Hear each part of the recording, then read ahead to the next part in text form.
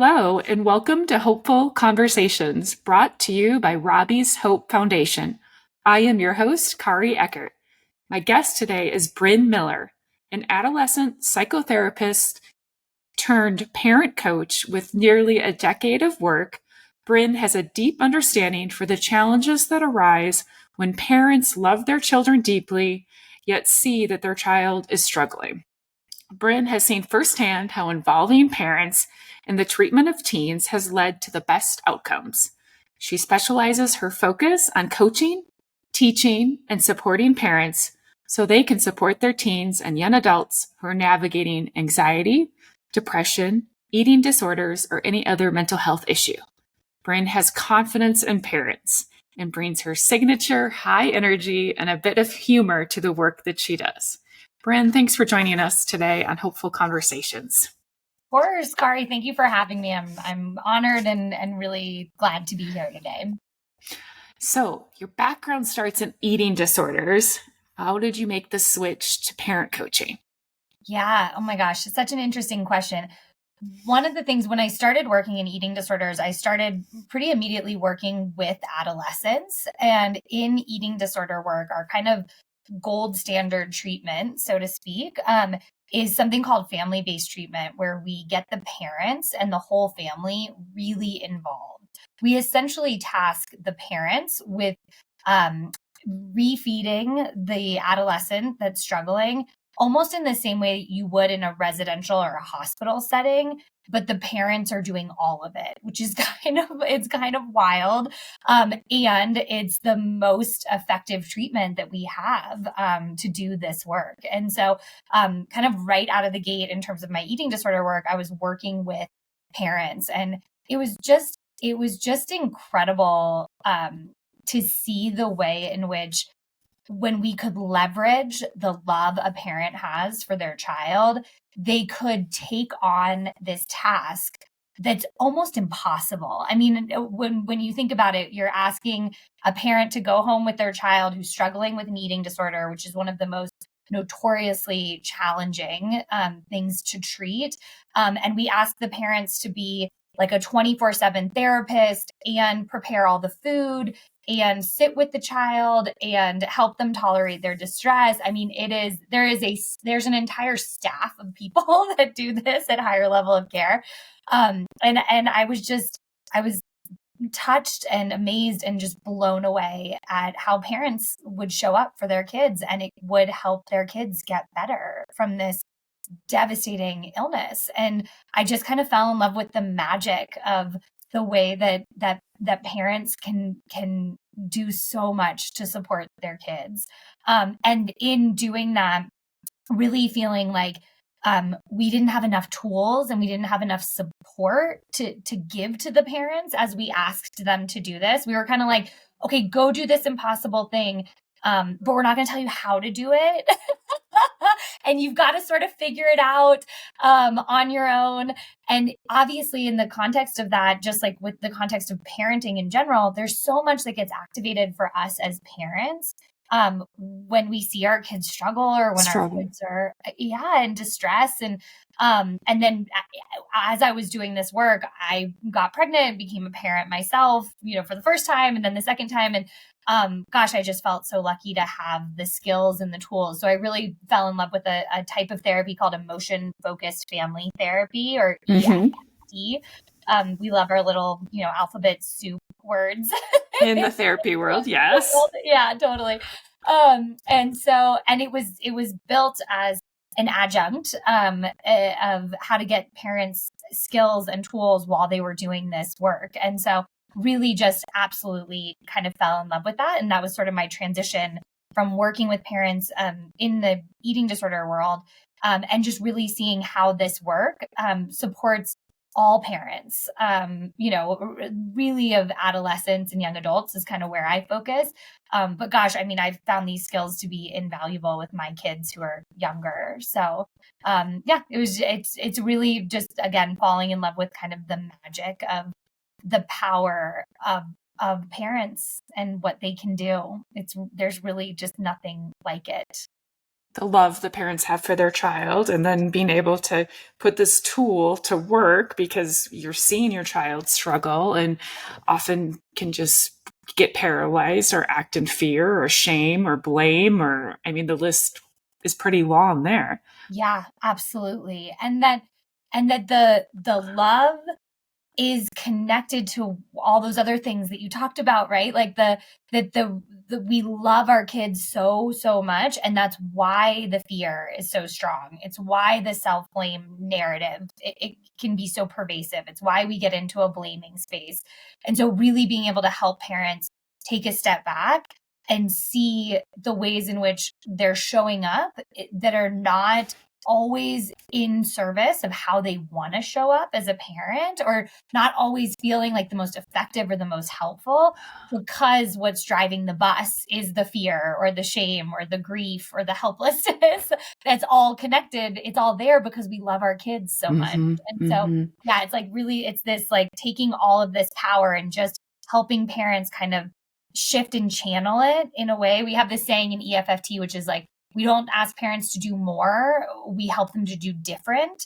And so it feels like you're not expending more energy, that it's actually, we're making the energy that you're using more effective. And so it feels more powerful, if that makes sense.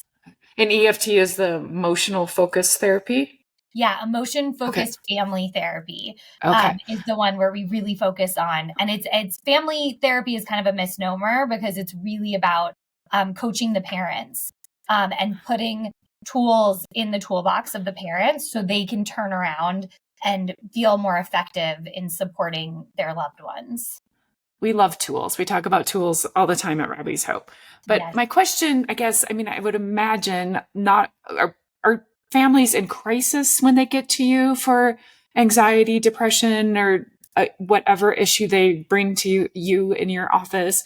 Or is this a preventative? We would probably would like to see this be more preventative, but I would imagine it's more crisis related. Yeah. I mean, I think in a perfect world, it's like it's in the air we breathe, it's in the water we drink. Like it's a like email you get like when you find out you're pregnant, like in my fantasy world. These are skills and tools that we get to parents right out of the gate, because I think it parenting is just so hard. It's very hard. On the best days, under the best circumstances. Unfortunately, I think the reality is that most parents often don't even know that something like this is out there until you're in a crisis moment.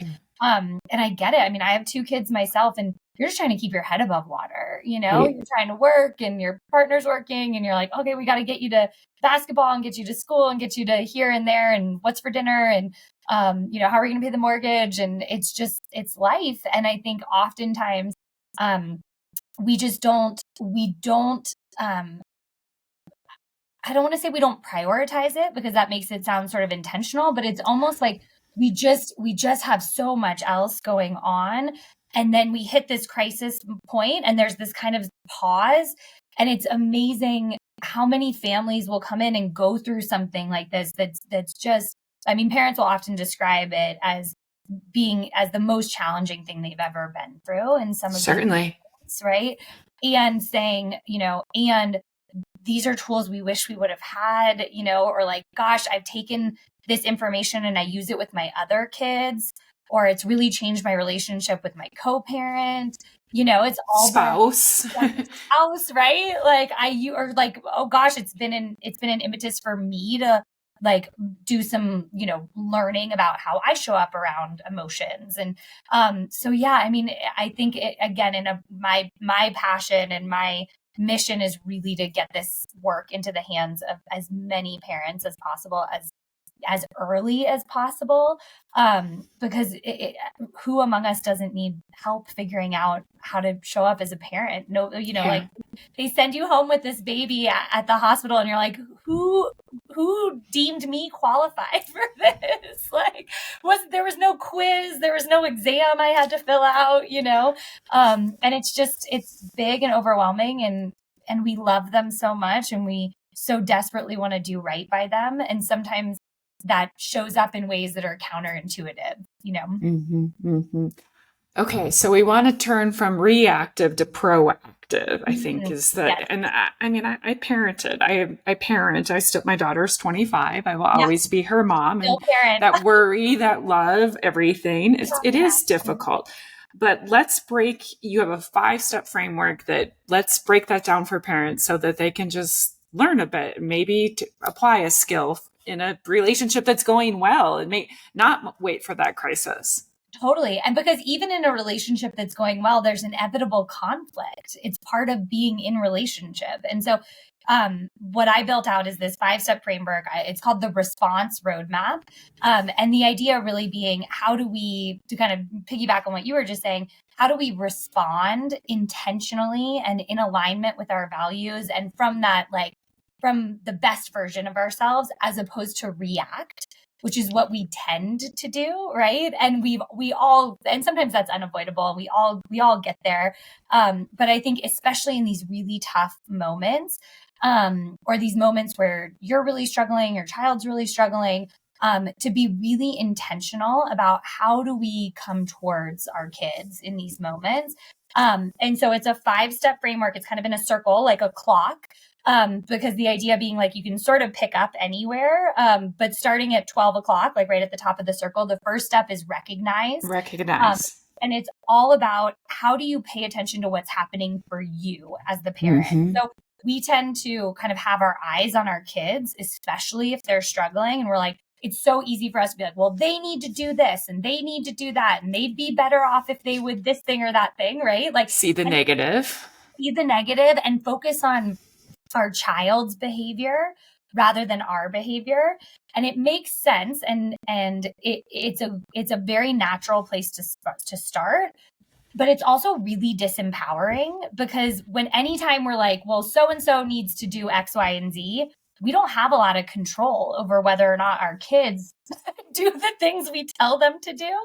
Not a And 12-year-old, a 14-year-old. No. oh my gosh, even my 5-year-old doesn't listen to me 97% of the time, and it only gets more and more the older they get, like with your daughter being 25, like you're lucky if she comes to you and talks to you about what she's doing and what's happening, but she's not really wanting you to take over, right? I still And do that with my mother, and I'm oh my God, 52. of So, course, of so I course. want to as a mom, I want to recognize how I'm showing up in the situation. Yes. And I kind of think about that as like a 2-part process. And the first part is like, what's happening for me in the moment? And so this is where we get a lot better as parents of what's happening in my body. What are the feelings that I'm having? What are the thoughts that are running through my head? And we start to get better at this like emotion identification and emotion regulation, of really paying attention to like, okay, what's getting activated for me? And then the next step is sort of like, and then we go one level deeper, which is like where we get into some of those feelings we were talking about earlier, which is like, okay, I'm reacting in this way where I'm showing up in a way that's avoidant or accommodating, or I'm showing up in this way that I just don't like as a parent. What's underneath that? What's driving that? And that's where we get into the conversation around the fear and the helplessness and the self-blame and the shame. These are all these like narratives that we bring as parents. And so we call these caregiver blocks in EFFT. Caregiver blocks? Blocks. Mm-hmm. Because it Blocks. Caregiver blocks. blocks. Yeah. Like, Blocks. yeah, like an obstacle, like a boulder in your path, if you think about it that way. And the idea being that they tend to get in when our fear or our self-blame or our hopelessness starts driving the bus, so to speak, it tends to become a barrier to us showing up as the parents we want to be. It makes it harder for us to be calm. We kind of lose our confidence and we feel sort of disconnected from our kid and from ourselves, because the feelings are really what's sort of driving the bus and like getting in the way, so to speak. So all that to say, it really starts, that first step is really like, what's getting activated for me in this moment, so that we can be more aware of it. And then the next step 2, is regulate to reconnect with your values. And this is like, okay, I'm activated. There's something going on with my kid. It's kicking up all this stuff for me. I'm aware of it. how do I really quickly get as calm as I can? And I always say to parents, like, we're not trying to go from a 9 to a 1, but if I can get you from a 9 to like a 7, you're going to be a lot more effective when Just you calmer. actually Yeah. a little bit calmer. We just have access to skills that we can't really access at a 9 out of 10, right? When we're mad. Like everything kind of goes blank at that point. And so how do we get regulated? Like, is it deep breathing? Do you step away for a moment? Do you throw some cold water on your face? And we kind of talk about like emotion regulation skills. And then how do we get reconnected really quickly to who we want to be for our kids as a parent? So my child's struggling, they're sitting in front of me. Who do I want to be? And what I love about this is that it taps into each parent's individual values. And so what's like the way that you would want to show up, Kari, is going to be different than how I would want to show up, is going to be different than another parent. And so it's really just, okay, my child is struggling. Who do I want to be in the face of this? And really helping parents kind of get grounded and get articulate around that, so that in that moment we can really like recenter and refocus. Like, okay, I want to be a calm presence for my kid when they're angry. I want to help hold space for that. Right? Like that might be one example, right? Your value. I had one parent who was like, I really want to be like a port in the storm for them. And there was like a really strong visual for them around it. I'm like, great. And so it's really just about who do you want to be as the parent? And then step 3 is respond effectively. And this is where we get into this really concrete skill from EFFT, which is called emotion coaching. And it was kind of like born in the Gottman world. And then there's different versions of it and in some different parenting literature. But emotion coaching, quick and dirty, is kind of a 3-step process where we start by validating the child's feelings. I understand you're angry. And what we tend to want to do with this is say, like, I get why you're angry, but you still need to do your homework, right?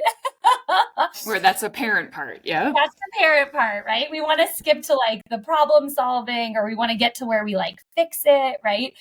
Because it's hard for us to see our kids in distress. But as they get older and their lives get more complex, we can't, it's not boo-boos on the playground, right? It's not like a Band-Aid and a popsicle.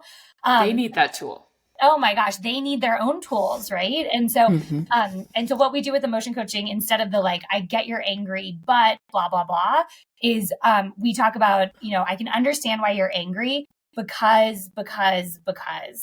3 reasons. 3 reasons. Yeah. And so we're coming towards our kids with this really deep validation around what they're feeling.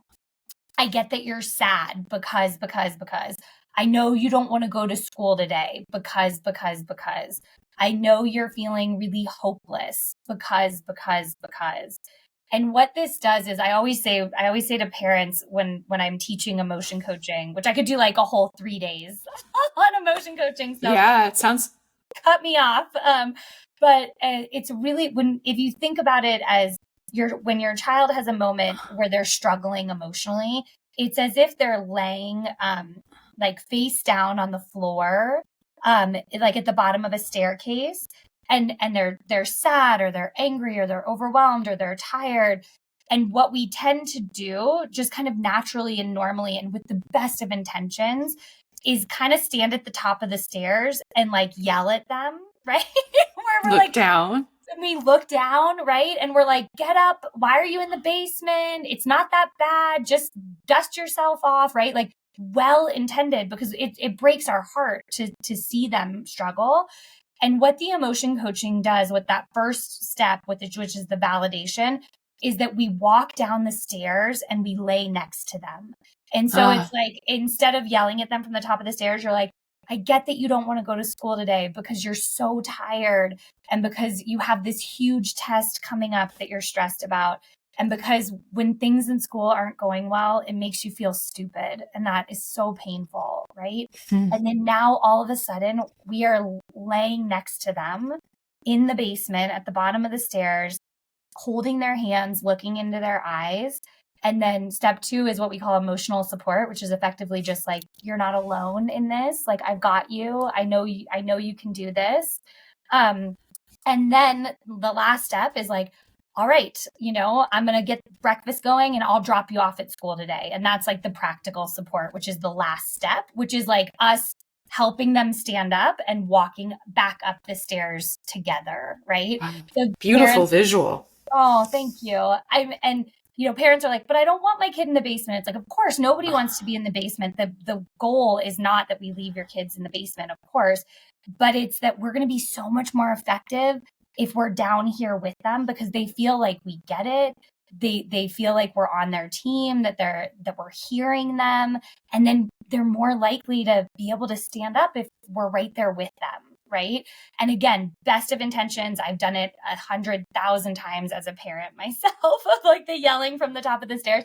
But it really is such this mindset shift that not only helps your child walk back up the stairs, but it helps them develop the tools that they need to get themselves back up the stairs. And this is where there's this like super cool like mirror image process that happens that every step of the work that I do with parents is really designed to mirror what we want your kid to do. And their own. Yes. And so we're modeling this. And because we have this like super highway of connection with our kids, that we've got this, like the parents versus me as the therapist doing this with a child, right? Like you are wired on this interpersonal neurobiological level to your kid, where when parents can do this with their kid, it's like supercharged. Even if they're like, no, I'm not good at it, I'm going to mess it up. And I'm like, it doesn't matter because you've got a super highway of connection to your kid that I will never have, no matter how much they like me as a therapist or want to come see me. It doesn't matter because I'm not their mom. I'm not their dad. I'm not connected to them in this way. And it's true for aunts and uncles and grandparents. And it doesn't matter if it's a biological kid or if you're adopted. It's the connection that we have from the attachment process. And so we've got this like connection there. So when parents can do this, it just helps their kids so much. And so when I talk with parents, I'm like, I want you to know what you're feeling, to go back to step one. It's the same thing. Like when they're like, but my kid needs to know what they're feeling, and then they need to be able to regulate, and then they need to be able to respond more effectively. And I'm like, great, I'm going to help you do that so you can model that. And it's like, I say it's the closest thing we have to like implanting therapy in our kids, whether they want to go to therapy or not, whether they want to learn skills or not. It's like the closest thing we have to being able to sort of like implant that. And because the parents have that connection, when we can give you those tools and you can use them, it's so much more effective. So that takes enriching for a relationship too. Gosh, absolutely. Well, then you feel, because if you imagine, and it's true for all of us, right? When someone gets down in the basement with you, you feel seen and heard. And it's honestly the thing I hear from adolescents in my office more than anything else when I'm like, what do you wish your parents understood? And it's always like, they don't need to fix it. I just need them to listen. Can you repeat that, Bryn? Yeah. That I just hear from kids all the time. The biggest thing is they don't need to fix it. They just need to listen. Yeah. And then it's so much about being seen and being heard. And that actually, I'll never forget this 18-year-old kid. She said, I said to my mom, you trying to fix it is the problem. It's like, whoa, truth bomb. And again, I have so much empathy for this mom. I know she loves her kid. She would do anything for her kid. She wants desperately to help. But what happens is when we come in with the intention of fixing it, and that's where we start, it implies that something is broken. It implies that something needs to be fixed, when feelings don't need to be fixed. They need to be felt. They need to be processed through. It's like a tunnel, right? We have to keep driving through the tunnel to get to the other side. And as parents, we can really help facilitate this for our kids. But we have to be able to get down in the basement with them, right? And so all of this is is incredibly taxing and incredibly hard, and like this rewiring of doesn't happen overnight. Oh my gosh, it First does. try. No. And so the next step 4 out of 5 to kind of go back to the process, is what I call refueling. And I used to talk about it as self-care, and I would just have parents' eyes like glaze over. Like that was one of my questions, is describe step 4 is what makes it different when you fuel versus self-care. Totally. So I think when we think about self-care, it thinks about I think about like a massage on the beach, on a vacation. It's like, yeah, sure, I'll get to that like when I have time after I've done the 7,000 other things. Refueling is really this paradigm shift around, you don't drive your car on an empty tank. You know what happens. You're going to run out of gas. You're going to end up on the side of the road. You're going to have to call AAA, or somebody's going to have to show up with one of those like gas tank things and fill you up. It's going to put a bigger wrinkle in your day if you don't just stop at the gas station and fill the tank up. And so the difference here is that we know what happens, and we don't pretend like we're going to be able to drive forever on an empty tank. So when the light comes on, we deal with it. And so it's really starting to think about refueling is non-negotiable. You cannot drive your car on an empty tank. You wouldn't even try, because you know you're going to end up broken down on the side of the road, and that's going to be a bigger pain in the butt. And so you get ahead of it and you fill the tank. And so how do we fill our tanks as humans, as moms, as dads? Yes, totally. And again, this is where it's different. Like what actually fills the tank is going to be different for everybody. But I talk with parents about, okay, how do we fill the tank, right? Like what fills your tank? What are the hobbies that you do? What are the books you like to read? Are you getting enough sleep? Are you eating enough? Are you getting enough downtime? You know, like all these things that tend to get knocked on the priority list further down here.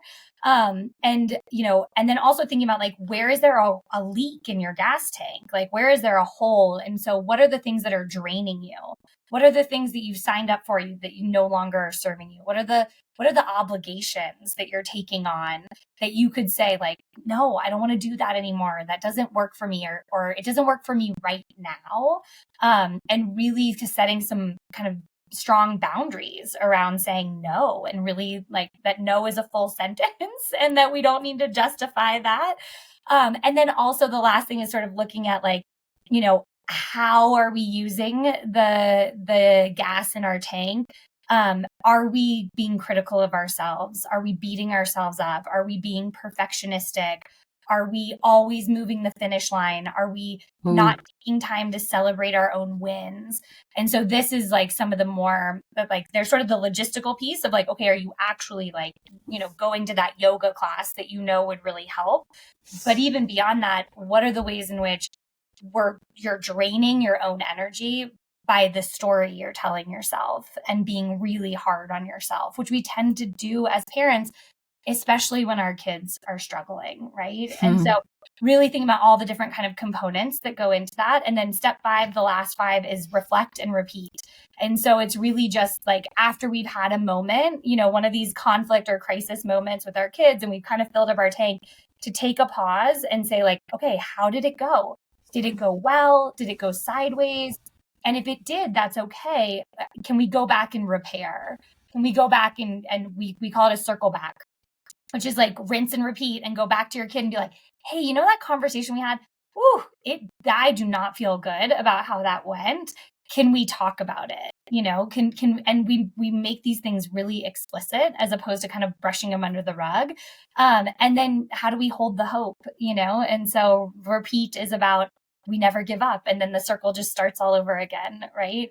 But hopefully that as we kind of go around the circle time and time again, we're creating this like positive spiral where parents are feeling more, my 3 C's are like calm, confident, and connected, both to their child, but also to the parent that they want to be. And so, yeah. That's a lot. There's a lot there. Oh, It's usually like I teach it in like an 8-week course that has like a online course that goes with it. And so that's kind of the quick and dirty version of it. So there's a lot more to it.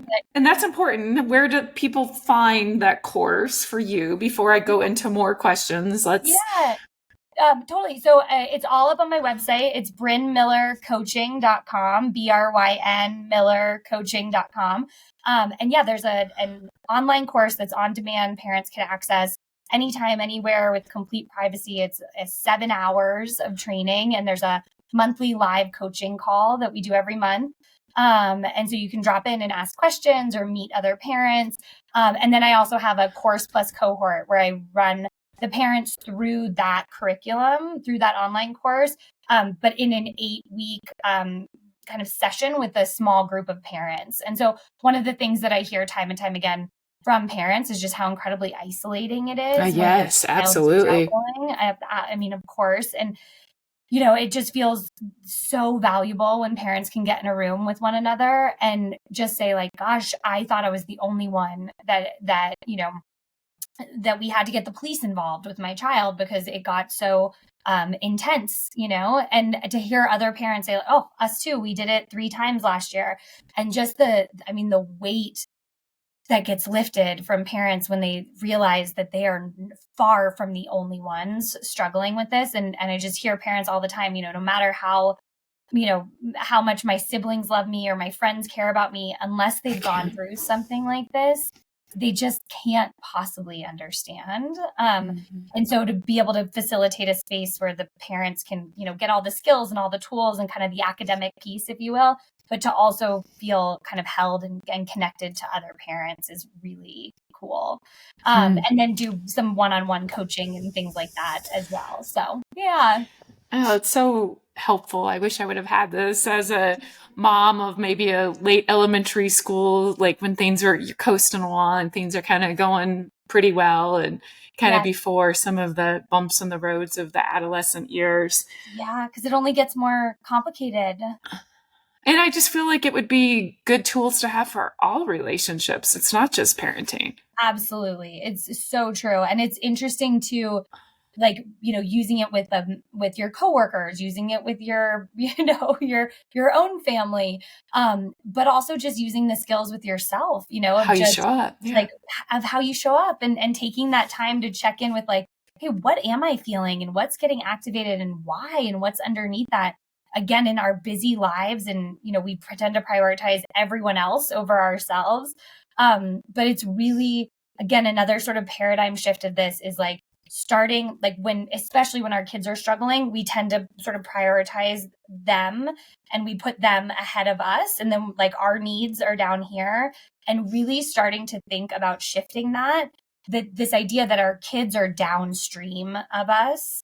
And so if we can back up like waterfalls that kind of fall into the pools, right? Like if we can back up here and pour into ourselves so that we can pour into them, so that they can pour into themselves, we can actually help them so much by helping ourselves. And it's really this like shift of like, okay, I'm going to take care of everyone else, and then if there's any time left, I'll take care of myself. And really thinking like, no, I will actually help everyone I love, especially my kids, if I am doing what I need to do to be able to show up for them the way I want to show up for them. Gosh, is that a paradigm shift that I struggle with myself still. Well, we're human, right? We're human. Definitely.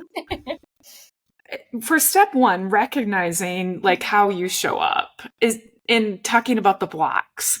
Yeah. Do most people or most parents, adults, have the same blocks continuously, or? It's such a good question. I think I would say in my experience, we have, so when we talk about this, there's this great visual.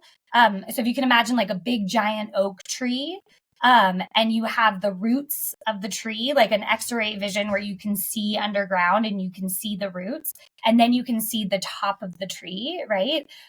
We think about this in that way, that the roots are really the feelings, and the big ones that we talk about in EFFT with parents are fear, grief, helplessness, hopelessness, shame and self-blame, and the idea that all of that gets amplified by burnout. And so when we're burned out, when we're taxed, when we're not refueling, that all those feelings get even more powerful.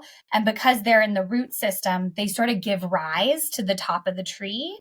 And so in the top of the tree is where we see the behaviors. This is where we as parents get accommodating or enabling, or we get defensive, or we get critical of our kids, or we get avoidant, or we're in denial, all these different things that sort of sprout as a result of the feelings on the bottom.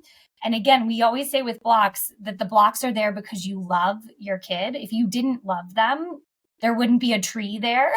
It wouldn't matter. And so the intensity of the blocks is kind of in direct proportion to how much we love them, right? And that we always say that there's wisdom in the blocks. And so if you're getting avoidant over a struggle with your kid, there's wisdom in that. It might be an indicator that you need more self-care time. It might be an indicator that it's not the right time to have this conversation. And we need to find a time when they're less stressed and we're less stressed, So we always are talking about like, how do we kind of like mining for gold? How do we look at the blocks, not as a bad thing or something wrong, but just something that's giving us information that we can pull apart? Like, where is the wisdom here? And where is it my fear driving the bus? And where is it my self-blame driving the bus? And one of them, quickly on self-blame, one of the big things that family-based treatment in eating disorders did, 40 years ago when we started doing it, was it really shifted out of this paradigm of we used to blame parents. Like psychology and psychiatry has a very horrible history of just blaming parents, usually moms, because, of course, right? The primary caretaker, probably. Yeah. It's always our fault, right? And probably all the psychologists and psychiatrists were men. And so, we'll blame the moms. And so one of the beautiful things that really kind of came out of that specific type of treatment for eating disorders was eating disorders are incredibly complex. We don't know what causes this. So much of this is genetic. So much of this is environmental and cultural. Parents do not cause eating disorders. And so that was a beautiful thing that came out of it, but it kind of stopped there. And what happened is we stopped talking to parents about self-blame. And so we would just say to them, like, it's not your fault. You didn't cause this. All right, let's move on. Oh, and they're still blaming themselves. Oh my gosh, of course they're still blaming themselves, because that's what we do as parents, right? Yeah, like, for any problem. Any problem. I used to give these, like pre-COVID, I would give these big talks with like 100 parents in the room. And I would say to them, like, gosh, if an asteroid hit my kid's daycare right now, I would blame myself. And every parent in the room was like, yeah, totally. I was like, guys, time out. That makes no sense, but we have to talk about it. And so it's one of the reasons that I think giving parents tools and space to process the self-blame while saying you didn't cause this, but me saying you didn't cause this is not going to make the self-blame go away if you have a really strong self-blame narrative. And so we need to work through that, because it's going to be corrosive to your relationship with your child. And it's going to get in the way of showing up how you want to show up as a parent if we're not talking about it. So it's one of my favorite things that's kind of come out of EFFT is giving parents and providers permission and language to talk really openly about self-blame. And we have some really cool interventions where we, put you in a chair and move you back and forth and, very therapist stuff that can just really help release a lot of that, because it's inevitable as parents, again, especially when our kids struggle, and it can be one of the things that gets in the way the most. Thank you for addressing that, because I had that as one of my like self-blame / isolation. And I feel like you addressed that as well, is like as parents just kind of feel alone, and just like our child potentially is feeling alone. Like it's my fault. And none of my friends are experiencing this, even though they have a 15-year-old and everything looks, Facebook, Instagram perfect all of the time for everybody else. Totally. It's such a good example, Kari, of like that parallel process that we go through with our kids, right? Of like, it just in the same way that you just described of feeling alone and isolated. And you're like, we're the only ones that are struggling with this and everyone else's lives are Instagram perfect. And then we've got our kids, along that exact same, their own version of that same track of like, what's wrong with me? I'm the only person that's going through this. Everyone else has it together. And that isolation and that shame and that self-blame just festers when we don't have the opportunity to kind of like let it breathe a little bit. How do we get past that? How do we get past that? Oh, I know. It's such a good question. I mean, I think it's like the work that you're doing here, honestly, and having these open and honest conversations that are hard, but they're real, and being vulnerable with each other and knowing that nobody's life is perfect and nobody has it all figured out, and really being, I mean, the transformations that I've seen is have been the most powerful when you get parents in a room together that are willing to say like, yeah, me too. I've been there. Yeah. And let me tell you one more thing that I've never told anybody else. And every other parent in the room is like, oh, I felt that. I mean, it gives me goosebumps. Like, and so, but it's risky and it's scary and it's vulnerable, especially in the culture that we live in, and backlash online, and it's so charged and so loaded. But again, I think like that your podcast and having these conversations and just saying like, we can talk about this stuff and we need to is such a huge part of the transformation. Thank you. I want to end with just a little bit of like how it's different for you, because you also work with teens, and I read that they keep you young. Like, what is it about teens that maybe change this narrative, change this conversation? Because I know the teens that I work with, like, I learn from them all of the time. Oh my gosh, they blow me away. It's so fun. And it's, I think teenagers get such a bad rap, like, oh, teenagers, and I mean, really the flexibility they have in their brains, the excitement that they have, their insight, the intensity of their feelings, the permission they give themselves to feel deeply and to be in the present moment. It's stuff we forget about as we get older. And it's so easy to lose touch with that part of yourself, and I've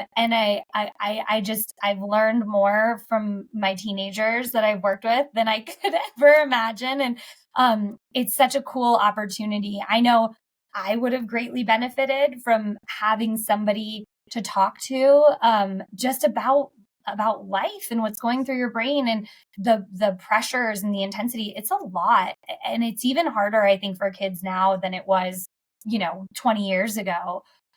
There's a lot going on for them, and, they're handling it as best they can in so many ways. And it's just, it's remarkable. And so, yeah, I just, the energy they bring, the curiosity they bring, the openness they bring, their brains are kind of on fire at this age, in a way that I think is really inspiring. And yeah, I love it. It feels, and just to see the growth and the change. I mean, it is the difference between a 16-year-old and a 20-year-old it's just massive. And so their brains are really still under development until they're 25 or 30. And so, I have a handful of kids that they're adults now, had the chance to kind of work with through that process. Yeah. And it's just amazing to see. I read on your website, and this just sticks with me, like, see them, hear them, don't fix. Yeah. Yeah. Yes, totally. Like, help them feel what they're feeling so they can move through it and they can problem solve. I always say to parents, resist the urge to lecture and resist the urge to fix. Because the reality is, like, there's very few things, especially as they get older, that we can fix for them. The big stuff, we can't even fix it. And so it doesn't work. But also, we tend to skip over the part where we lay on the basement floor with them and just say like, oh, this is so hard. and this sucks, and it's okay that it sucks right now. Yeah. And I'm right here with you. And we all know lecturing is very effective. Who wants to be lectured? Not us, right? Oh gosh. This has been great. We end all of our podcasts with the same question. What does the world need to hear right now, Bryn? Oh, no pressure, right?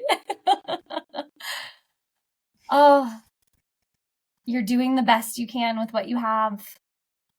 Just to come to, as a parent, as a teenager, just to come to yourself with like, okay, I'm doing the best I can with what I have.